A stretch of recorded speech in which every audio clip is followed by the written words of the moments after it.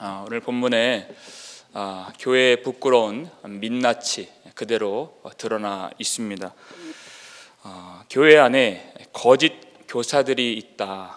그 거짓 교사들이 보혈로서 우리 모든 죄를 속량해 주신 주 예수 그리스도를 부인하는, 그래서 많은 많은 사람들을 육체의 정욕을 따르는 대로 인도하는 그런 거짓 교사들이 있다.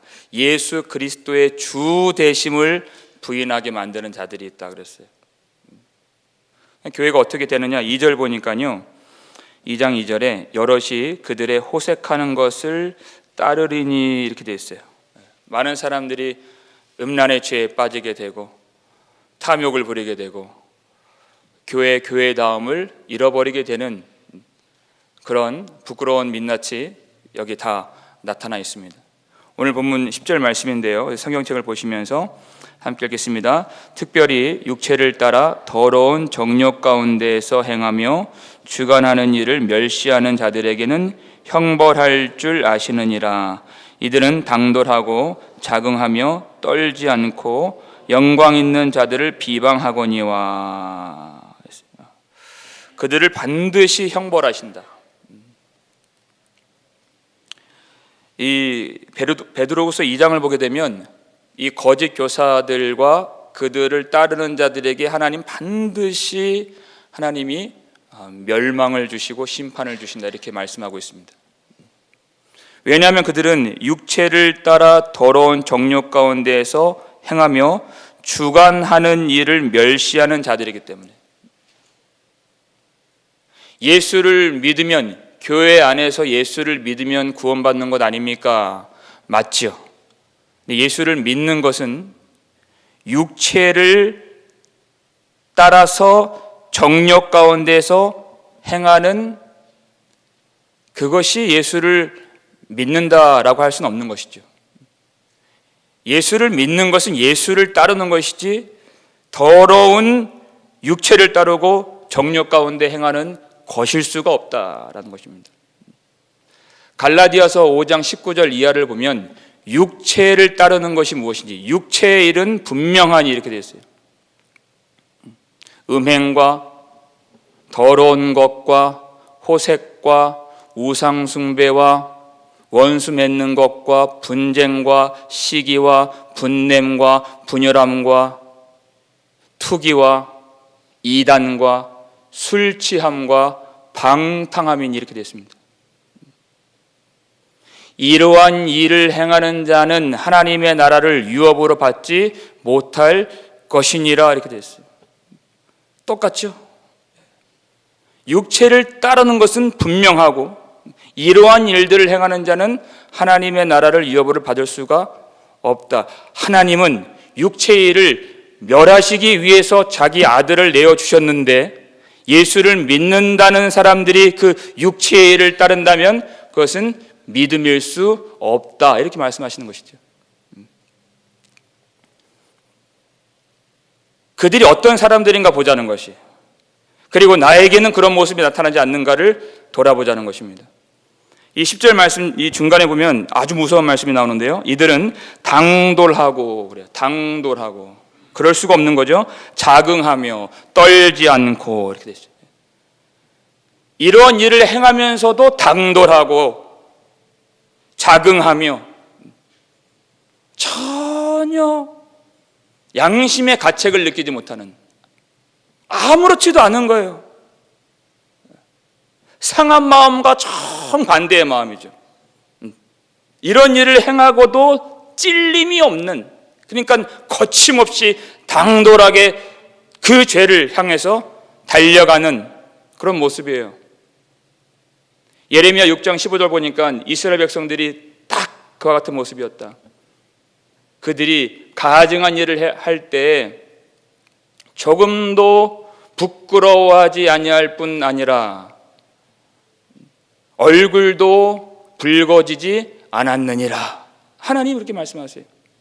조금도 부끄러움도 못 느끼고 얼굴도 붉어지지 않고 수치를 모르는 당돌하게 그 가증한 일을 행하면서도 나는 하나님의 자녀입니다라고 말했던,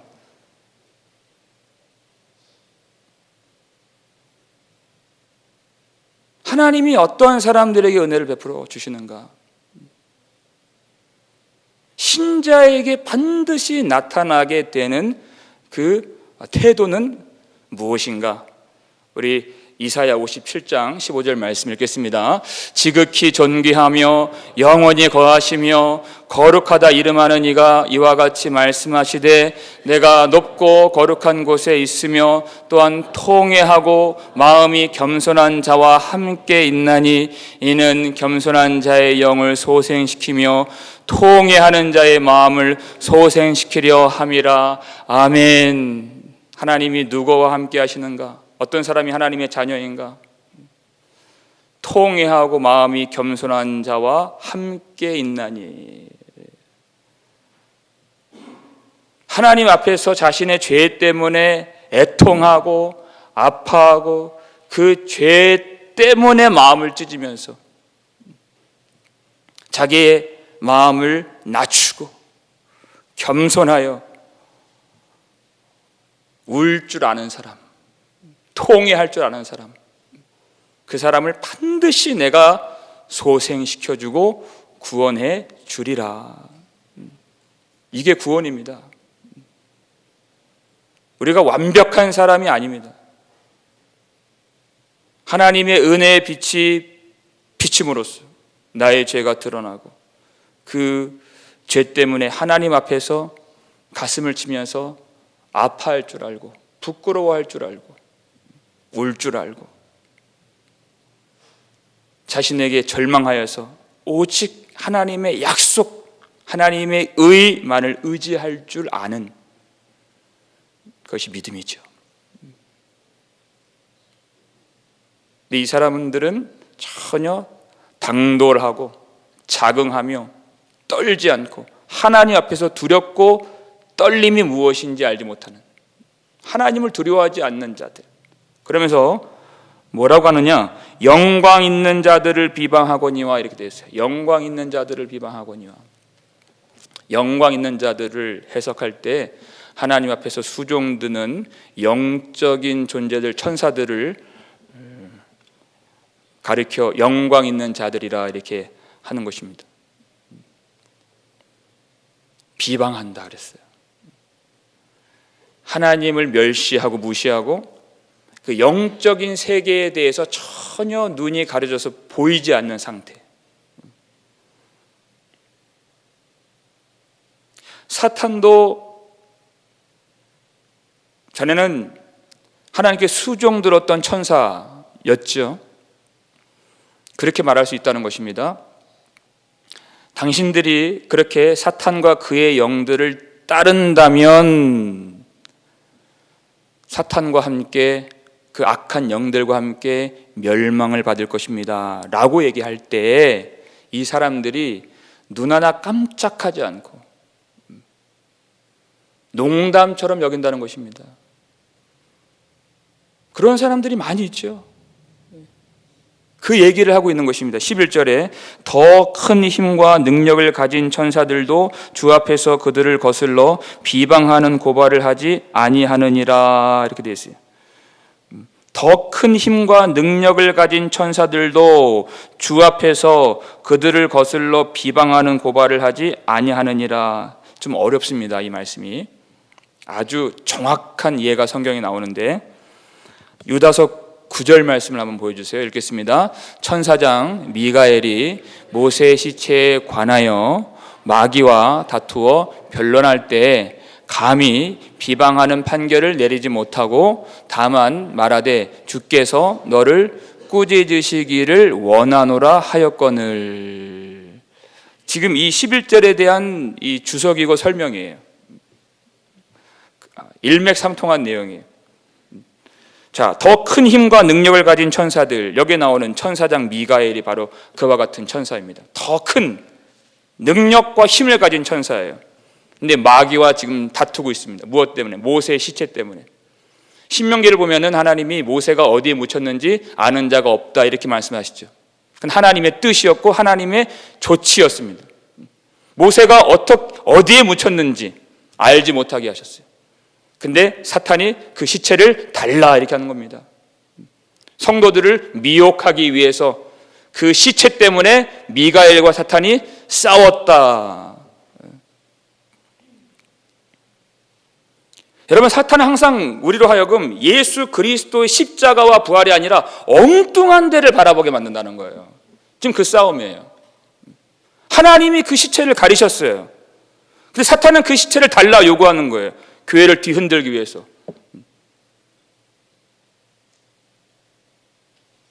모세의 역할은 거기까지예요. 그 시체가 왜 필요합니까? 근데 그 시체를 들춰내서 성도들을 미혹하려고. 얼마나 악한 의도예요? 그렇게 악한 사탄인데 미가엘이 어떻게 했다고요? 감히 비방하는 판결을 내리지 못하고, 지금 이 얘기를 하고 싶은 거예요. 시체가 중요한 게 아니라. 그렇게 악한 의도로 나온 사탄조차도 미가엘이 판단하지 않고 비방하지 않았다. 왜? 내가 주인이 아니기 때문에. 그 얘기를 하는 겁니다. 누구만이 할 수 있습니까? 그건 하나님만이 하실 수 있는 거예요. 주께서 너를 꾸짖으시기를 원하노라. 하나님이 주권자이시고 하나님이 대주제이시고 하나님이 심판하실 하나님이시기 때문에 자기가 앞서지 않겠다는 거예요. 그런데 이 거짓 교사들은 자기가 주인이 되어서 너무나도 교만해져서 자기들이 다 아는 양 천사들을 비방하고 하나님을 멸시하고 성도들을 미혹하고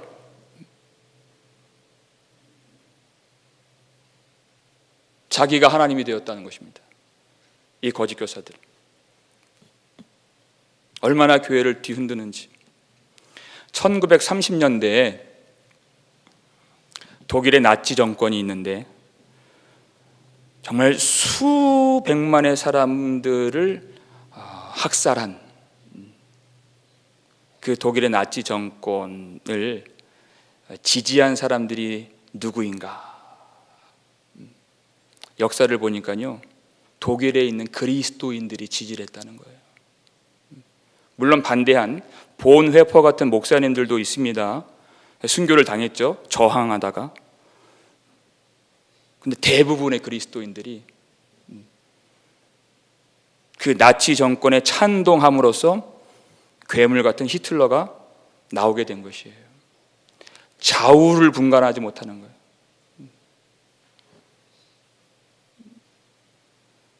자신들의 신념이 하나님의 법 위에 있는 겁니다. 이해 가세요? 그런 일들이 지금 벌어지고 있어요. 이 세계, 우리나라에도. 하나님의 말씀은 자신들의 신여가 되어버렸어요. 그게 거짓 교사죠. 하나님의 말씀을 이용하여서 자기들의 뜻을 이루려고 하는, 얼마나 교만하고 얼마나 그 자아가 커진 것입니까?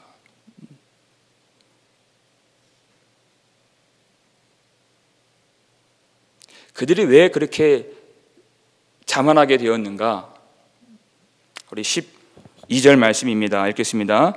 그러나 이 사람들은 본래 잡혀 죽기 위하여 난 이성 없는 짐승 같아서 그 알지 못하는 것을 비방하고 그들의 멸망 가운데서 멸망을 당하며.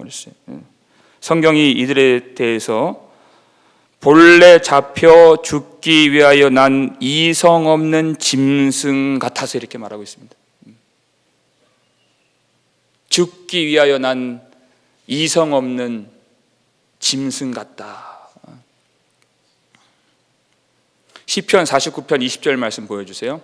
읽겠습니다. 존귀하나 깨닫지 못하는 사람은 멸망하는 짐승 같도다 그랬어요. 존귀하다, 존귀하다. 모든 사람은 하나님의 형상으로 지은 바 되었기 때문에 존귀합니다. 그러나, 그러죠. 그러나 깨닫지 못하는 사람은, 이렇게 나오는 거예요. 존귀하지만 하나님이 누구신지 깨닫지 못하는 사람은 멸망하는 짐승 같도다.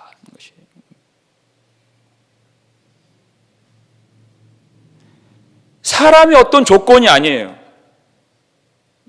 남들보다 더 많이 가졌는가 못 가졌는가, 그 소유가 아니에요.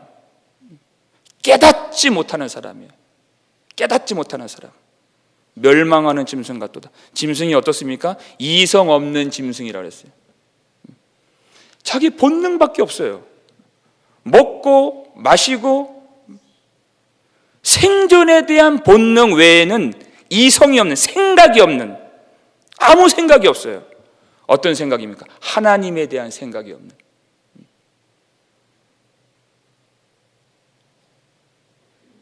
우리 하루를 살면서 얼마나 하나님을 생각하는지 여러분 자기를 돌아보십시오. 얼마나 하나님을 생각하는지, 하나님의 뜻이 무엇이고 하나님의 나라가 무엇인지,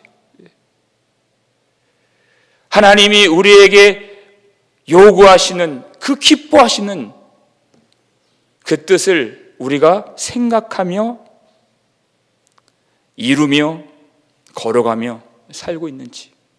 그것이 없다면 이성 없는 멸망받을 짐승과 같다. 짐승도 먹을 줄 알고 먹이를 잡아먹죠. 살기 위해서. 그런 몸짓밖에 없는, 무엇을 먹을까, 무엇을 마실까, 무엇을 입을까 밖에 없는, 육신의 정욕과 본성밖에 안 남은, 그것은 멸망하는 짐승 같다는 것입니다. 근데 하나님이 우리를 구원해 주셨다는 것은 천국에 간다 하는 것보다 훨씬 큰 내용입니다. 훨씬 큰 거예요. 베드로후서 1장 4절 보시면 읽겠습니다. 이로써 그 보배롭고 지극히 큰 약속을 우리에게 주사 이 약속으로 말미암아 너희가 정욕 때문에 세상에서 썩어질 것을 피하여 신성한 성품에 참여하는 자가 되게 하려 하셨느니라. 아멘.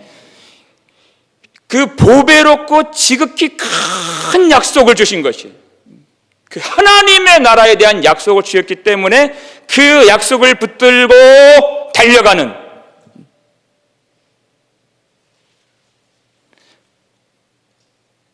이 세상에 있는 것들, 이제는 그런 것들이 귀하거나 아름답게 보이지 않고 다 썩어질 것들이에요. 왜? 약속을 받았기 때문에, 그 약속이 우리 속에 들어왔기 때문에, 그 나라를 보고 있기 때문에, 그 나라를 보고 있기 때문에 정욕 때문에 세상에서 썩어질 것을 피하게 만들어 주신 것이에요. 이 세상에 있는 그 어떤 것이 그 보배와 영화와 물질이 영광이 아닌 것을 알게 하셨어요. 하나님이. 그 약속이신 예수 그리스도, 약속의 성취자이신 예수 그리스도가 우리 안에 들어와 주셨기 때문에 내 안에 그리스도께서 사시는 것이라. 신성한 성품에 참여하는 자가 되게 하신 것입니다. 그 성품에. 믿음이 있다고 하는 것은 점점 자라는 것인데, 성장하는 것인데,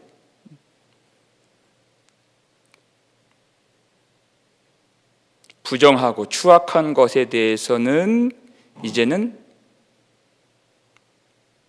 그런 것들을 미워하게 되고, 하나님의 것, 선하고 거룩한 것에 대해서는 더욱더 사랑하게 되는, 그게 잘하는 것이죠. 근데 이 교회의 모습 보니까 교회 안에 많은 사람들이 멸망하는 짐승에 속한 사람들이 있고, 그 중에 참 믿음을 가진 어떤 사람들만이 신성한 성품에 참여한 자 되었다는 것입니다. 그 얘기를 하고 있는 것이.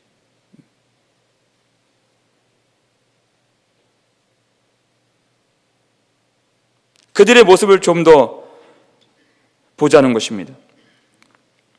13절 말씀에 읽겠습니다. 불의의 값으로 불의를 당하며 낮에 즐기고 노는 것을 기쁘게 여기는 자들이니 점과 흠이라 너희와 함께 연애할 때에 그들의 속임수로 즐기고 놀며. 불의의 값으로 불의를 당하며 그랬어요. 그들이 이제까지 심었던 그 불의한 값으로 자신들이 다 그 불의를 당하고 불의로 거둬들인다, 그 뜻이에요.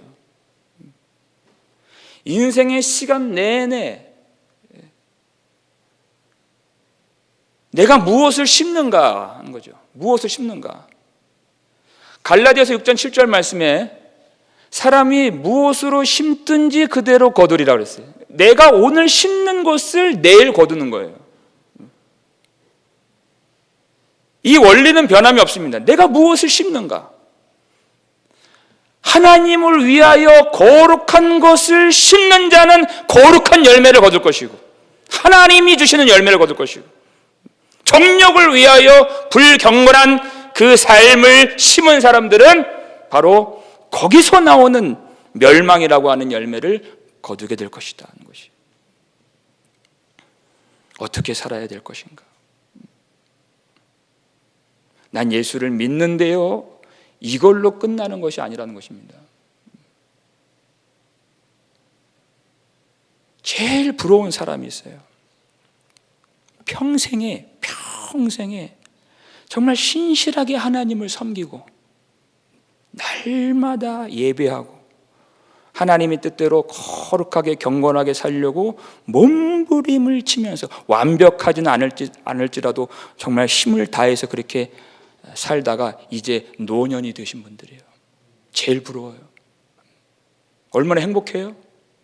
바울이 그 고백했잖아요. 이제 후로는 나를 위하여 의의 면류관이 예비되어 있으므로 그래. 주 곧 의로우신 재판장이 그날에 내게 주실 것이며 내게만 아니라 주의 나타나심을 사모하는 모든 자에게 도니라. 얼마나 좋아요. 이제 갈 때가 되었다는 것입니다. 이제 갈 때가 되었는데 그 시간은 똑같이 흘러가요. 누군가에게 똑같이 다, 누구에게나. 근데 주를 위해서 충성을 다하고 갈 때가 된 사람하고 그 시간을 그냥 허랑방탕하게 흘려보낸 사람하고 다르죠. 열매가 다르죠. 그 마음에 있는 것이 다르죠. 삶을 대하는, 죽음을 대하는, 주님을 만나는 심판대에 나아가는 그 얼굴이 다르고 태도가 다르고 호흡이 다르고 모든 것이 다른 것이에요.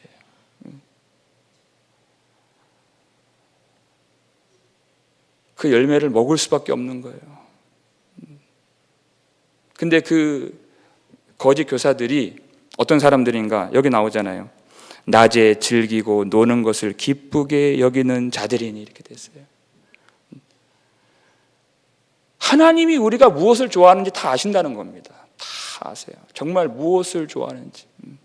여러분 정말 예배를 사모하시는 여러분 되시기를 주님의 이름으로 축원합니다. 여러분 이 마지막 때는요, 이 예배 드리는 것 자체가 큰 헌신이라고 생각해요. 저는 얼마나 즐길 것들이 많이 있어요. 우리 예배로 나와야 되는데 그 발목을 잡는 것들이 얼마나 많이 있습니까? 여기 보세요. 즐기고 노는 것을 기쁘게 여기는 자들이니. 내가 예배를 좋아하는지, 하나님 섬기는 걸 기뻐하는지, 아니면 내가 즐기고 노는 것을 기뻐하는지 분명히 하나님이 아신다.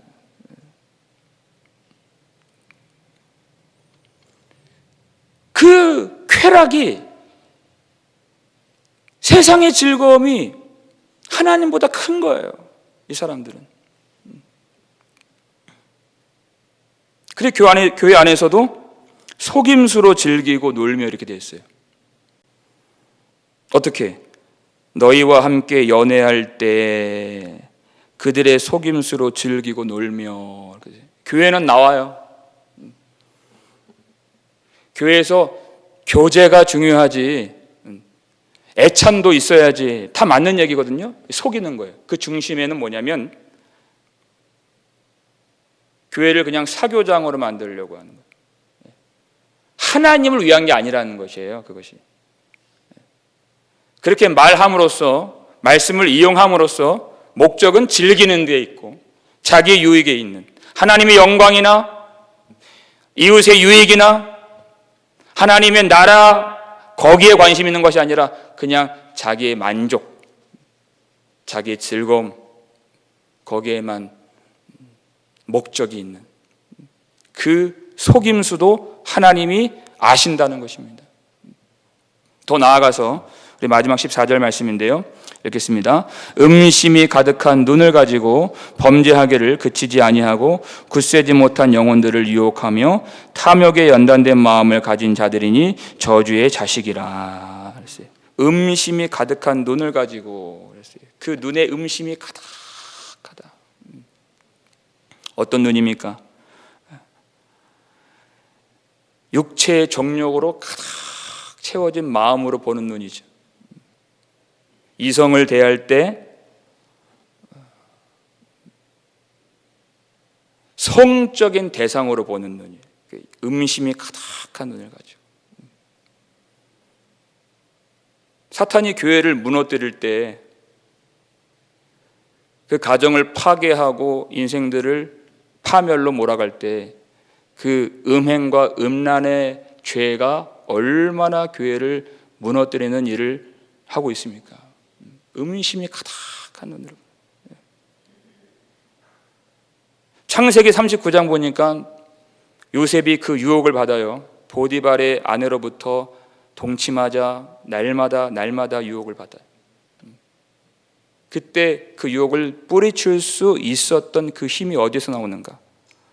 어찌 이 큰 악을 행하여 하나님께 죄를 지으리까 하는 것이에요. 하나님이 아니면 안 되는 거예요. 하나님을 생각하는 거예요. 그 순간에. 그게 하나님과 동행한 것이죠. 창세기 39장 보면 여호와께서 요셉과 동행하심에 그런 거예요. 어떤 물질적인 축복이 있다는 그 뜻이 아니고 그 인생이 형통, 어떤 눈에 보이는 어떤 자랑이나 어떤 형통을 가졌다는 뜻이 아니라 그는 늘 하나님과 교제를 하고 하나님을 생각하고 하나님의 은혜가 그를 붙들어 주시더라. 그게 동행인 것입니다. 근데 반대로 이 거짓 교사들은 탐욕에 연단된 마음을 가진 자들이, 탐욕에 연단된 그 연단이 됐어요. 얼마나 이 마음이 탐욕으로 단단하게 되었는가. 모든 인생의 순간들과 시간들이 자기의 욕심을 이루는데 소용되는 탐욕으로 연단된 거예요. 그래서 시간이 갈수록 그 욕심은 더 단단해지는 것입니다. 교회를 그렇게 오래 다니고 그렇게 오랫동안 예수를 믿었다고 하는데 갈수록 더 정욕으로 똘똘 뭉친 자아가 되는,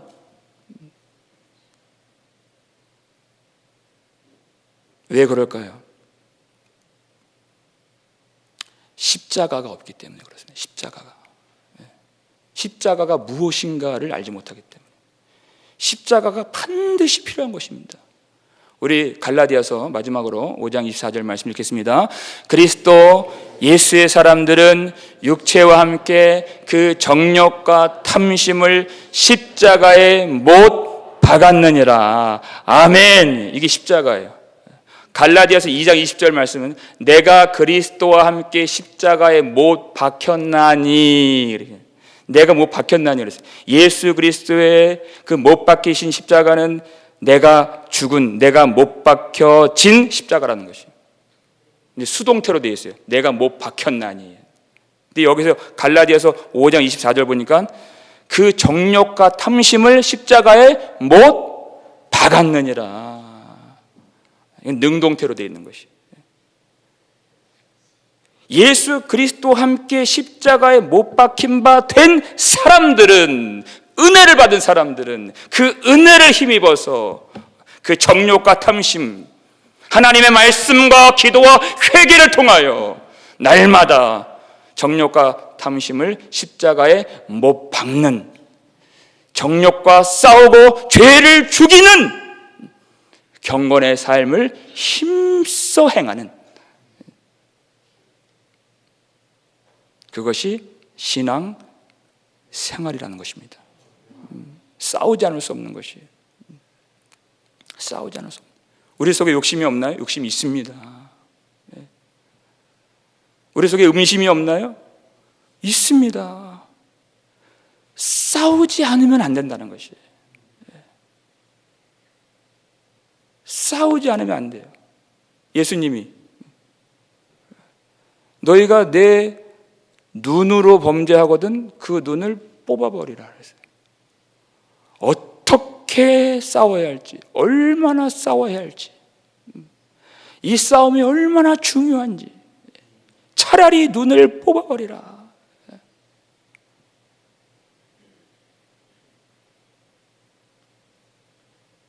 날마다 이 십자가를 붙들고 정욕과 탐심을 십자가에 못 박고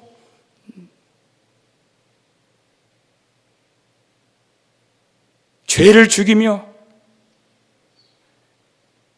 경건을 위해서 힘쓰는 것, 그것이 하나님을 아는 것이고 하나님을 사랑하는 것입니다. 믿음이 자라면 회개는 깊어질 수밖에 없는 것이에요. 바리새인들이 기도할 때 나는 토색 불이 간음하는 자와 같지 아니함을 감사하나이다 이렇게 했잖아요. 그건 하나님을 모르는 것입니다. 예수님은 그렇게 하지 아니하시고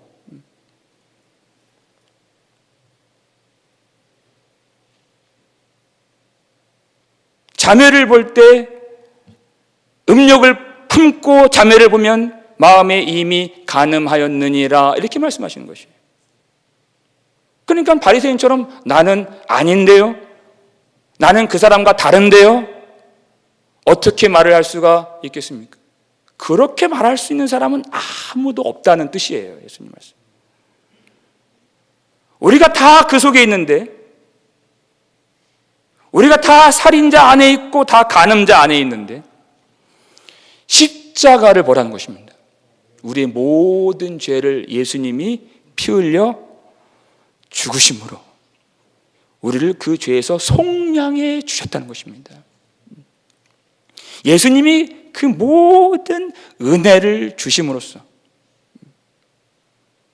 결코 정죄함이 없는 자리에 우리가 이르게 되었다는 것입니다. 그것을 믿기에, 그 승리를 얻었기에, 그 은혜를 힘입고 정욕과 탐심을 십자가에 못 박을 수 있다는 뜻이에요. 은혜를 아는 자이기 때문에, 은혜를 악용하는 것이 아니라 은혜를 힘입고 힘써 주님께서 이루신 승리의 자리로 나아갈 수 있다는 것입니다. 빛의 영역으로 나아갈 수 있다는 뜻이에요.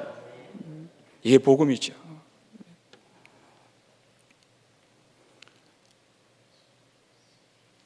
루터가 1517년에 95개조 반박문을 선언함으로써 종교개혁을 시작했습니다. 95개조 중에서 첫 번째 문항이 이렇게 되어 있어요. 예수 그리스도께서 회개하라 말씀하신 것은 신자들의 모든 생애가 회개여야 함을 말씀하신 것입니다 라는 뜻이에요. 이게 첫 번째예요. 이게 첫 번째. 신자들의 모든 생애가 다 회개로 점철되기를 원하시는 주님, 그 회개를 누구에게 주신다고요? 이 거짓 교사들 보세요. 애통함이 없습니다. 통회함이 없습니다. 회개가 없는 것이, 그 회개를 주시는 그 은혜를 받은 자는 바로 하나님의 자녀들밖에 없는 것입니다. 이게 영광이고 이게 복인 줄로 믿으시길 바랍니다. 하나님이여,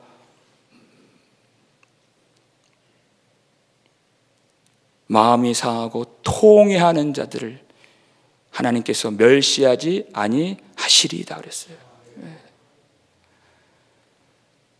그 통회하는 마음을 오늘 이 밤에 자비로우신 아버지 앞에 간절히 구하실 수 있기를 주님의 이름으로 축원합니다.